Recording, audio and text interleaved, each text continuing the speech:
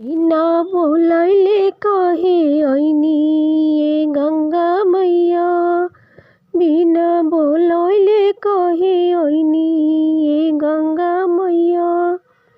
जब गंगा आइले सड़कवा के बीचे बीचे। जब गंगा आइले सड़कवा के बीचे बीचे। बड़की भौजैया है घुमानी ए गंगा मैया। बिना बोलौले कहे अइनी ए गंगा मैया।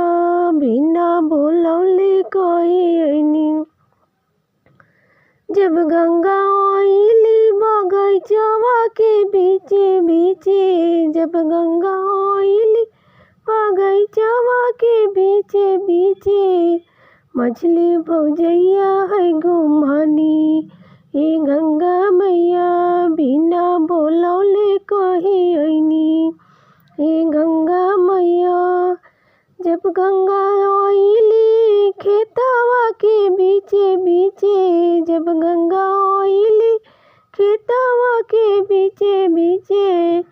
छोटकी भौजैया है घुमानी ए गंगा मैया।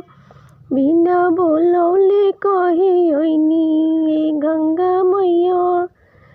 जब गंगा आइली डेहरिया के बीचे बीचे। जब गंगा आइली अंगनावा के बीचे बीचे। भैया भतीजवा दोहल चलाई गंगा मैया। भैया भतीजवा दोहल चलाई गंगा मैया।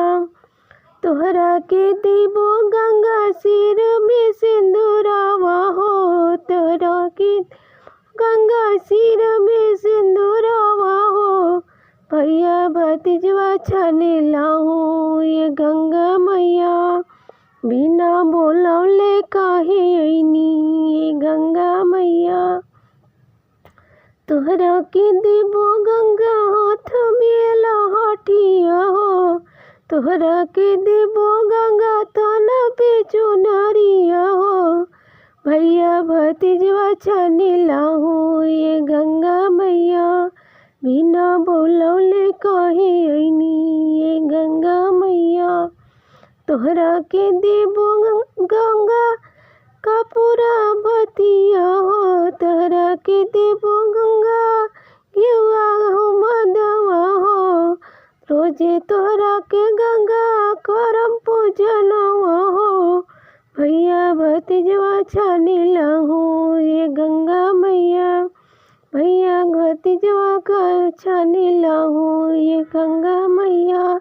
बिना बोलौले कहे अइनी ये गंगा मैया। बिना बोलौले कहे अइनी।